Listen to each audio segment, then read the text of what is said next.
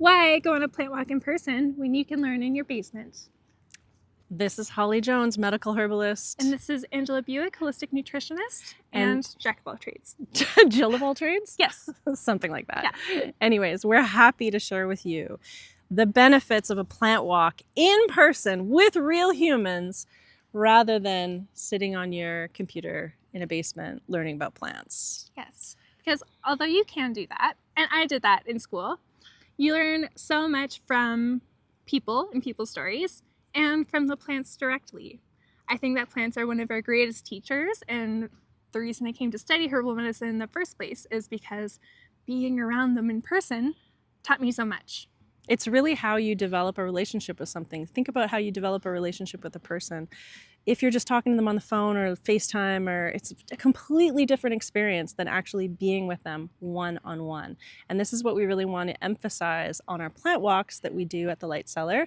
And we invite you to come along with us. We have several plant walks coming up in July and August. But what might you expect on a plant walk? They're being led, by the way, these plant walks by Holly Jones, myself, Angela, and Malcolm Saunders. And so what might we expect on a plant walk with Holly Jones, for example? Well, we do the first time foraging plant walk. So we're going to talk about what to bring. I think what I really like to focus on is connecting to the space before we start taking from the space. And first time foraging, I don't think anyone is taking the time to bring things home from our teachers. But no, we're really like, it's a foundations. It's like a fundamentals sort of walk where we talk about the plants. We kind of introduce you to a way to communicate with the plants and with the land that is a sort of sustainable, ethical, and really just like peaceful way of being with the plants and with the land that we live on. Yeah, so one of the things we talk about is developing our own ethics when it comes to foraging. So are you the kind of person who maybe takes time to get to know the space, like visits a place a few times before you take anything home? How do you ask a plant? How do you understand spot. Totally? How do you understand the yes, no? This was something that Holly was talking to me about that I thought was so amazing. What does it feel like? How did you put it? What does it feel like? What does it feel like to receive a no? Mm-hmm. So say you go ask for a raise. They're like, no. For me, I'm like, okay, bye. And that's how plants make me feel too. If a plant's like, no, don't take me, I'll be like, oh, I feel so uncomfortable, I have to leave. Yeah, there's a reason the plant is communicating in the way it does. And yeah, this sounds quite esoteric perhaps to some of you. To others of you, this makes total sense.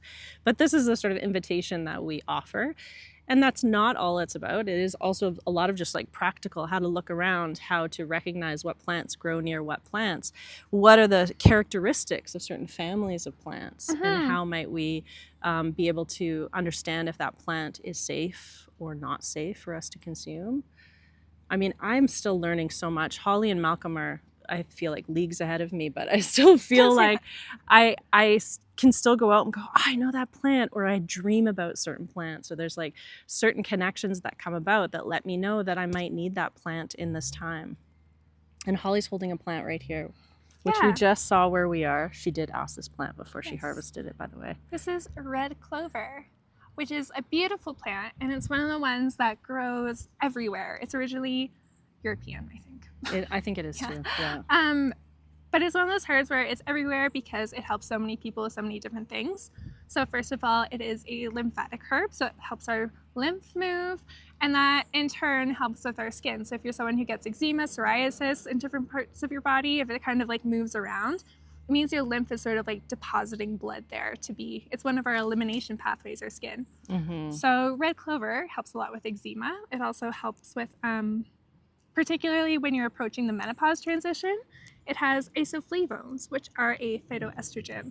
So it helps to kind of minimize the symptoms of that while supporting retaining bone density. Mm-hmm. Things that you have to think about when you go through the menopause transition. And we use this plant in a couple of our formulas at the shop. Yes, the Allergy Ally tea has red clover because with allergies, with that immune response, sometimes skin issues flare up. So we want to make sure that the lymph is flowing, getting the histamine out of our bodies through a different elimination pathway. And what I find really helpful too about learning about foraging and learning about how plants grow in their natural sort of bio environment is that this is a plant that we can grow in our yard, in our garden. And if we find out more about how it grows naturally, we can really use that information to like create a really beautiful garden. And this is an amazing herb to have for teas just on hand at any point.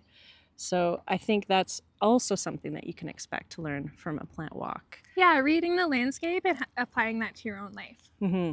Yeah, landscape is how we build our communities and our culture and everything. And so being outside on the land, aside from the immune benefits, the nervous system benefits, just building community is a really great way to just get to know your land and get to know how you yourself have a place in this land and how you can have a place in this land. Yeah, so join us if you want to learn more. August 14th, I'm doing a walk in the Northwest. And August 19th, I'm doing a walk in the Southwest. And then we have 3, I wrote them down because we have to remember these things. We have July 27th and August 9th with Malcolm are both out of town. So those are the edible medicinal plant walks that they're a bit longer, and we drive out into the forest where we really get a bit of a longer time and a bit more information. And we're also doing August 23rd for an edible and medicinal plant walk with myself.